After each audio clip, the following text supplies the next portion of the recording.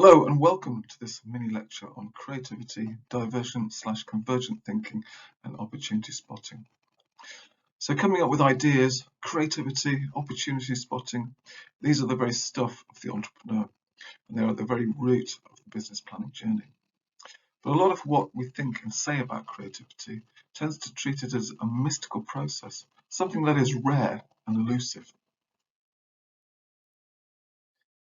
Just think about the eureka moment where Archimedes gains inspiration and insight about volumes and displacement in the bath. It seems so random. What if he was a shower person rather than a bath person? Would he have come up with the same theories?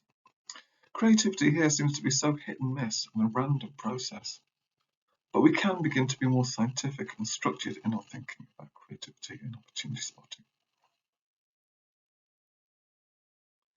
However, before we go any further, I've got a quick task for you to do. I'd like you to pause this video for a moment and take 3 minutes to go away and think of 10 uses for aluminium foil and write them down. Do that now. Are you back? So how did you get on? Did you manage 10? Maybe even more. The point of this is that you engaged in what is called divergent thinking. That is, identifying many possibilities and many solutions.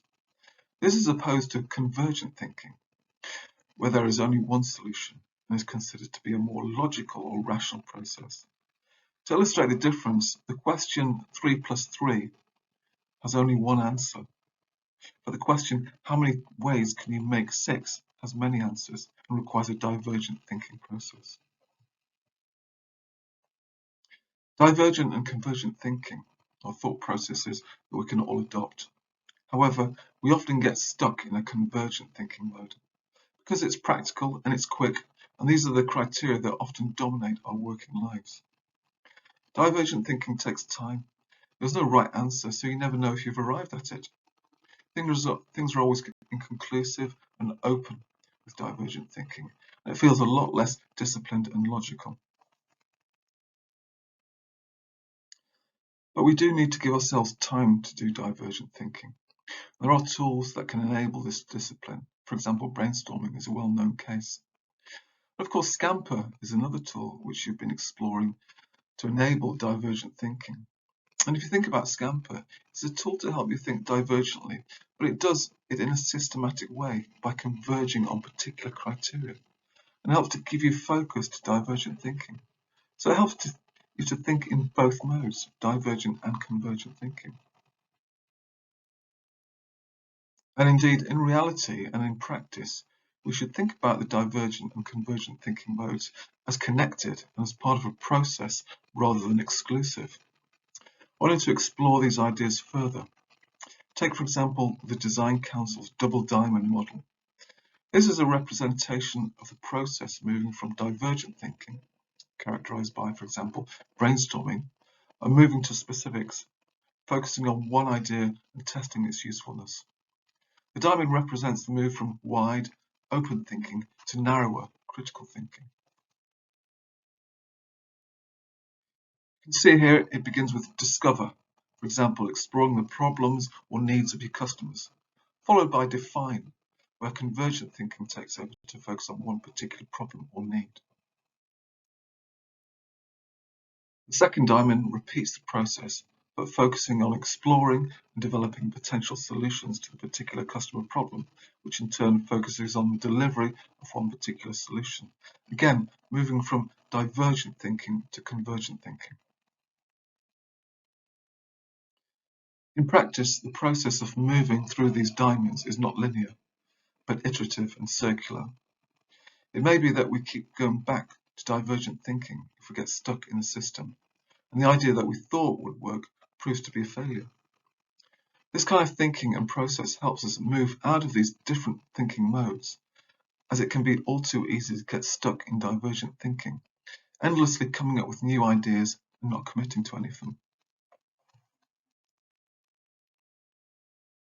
I just want to continue by thinking about Alvarez and Barney's article, Discovery and Creation, Alternative Theories of Entrepreneurial Action, and how we might be able to see some linkages between these different kinds of thinking. The authors make a distinction between opportunities that are objectively out there and could potentially be discovered by anybody who is alert enough to notice and prepared to take the plunge, and those opportunities that are created through the actions and decisions of the entrepreneur. According to the authors, the discovery model is about seeing an opportunity with a clear goal and requires logical steps to execute it. The creation model, on the other hand, is not a linear model where there is a clear outcome, but on the contrary, the path to the opportunity is not necessarily seen at the outset and is created as it proceeds. Hence, this process is characterized by uncertainty. But we might also characterize the creation model as marked by divergent thinking, as opposed to the discovery model, which might be thought of as being characterized by convergent thinking. The table here is based on Alvarez and Barney and helps clarify this perspective, where you can see that the creation model is characterized by iterative, inductive, and incremental decision making, compared to the discovery model, where strategy is known and fixed from the outset, and is a simple matter of execution of the strategy. Do make sure you read the Alvarez and Barney article. So in summary, I've given you several ways to think about opportunity development and creativity, and you should now be seeing creativity and opportunity spotting as not simply a random occurrence, but as a process, as a set of tools, and as a way of thinking which should help you to better execute the ideation process. It should be more effective than leaving things to chance in the hope of that eureka moment.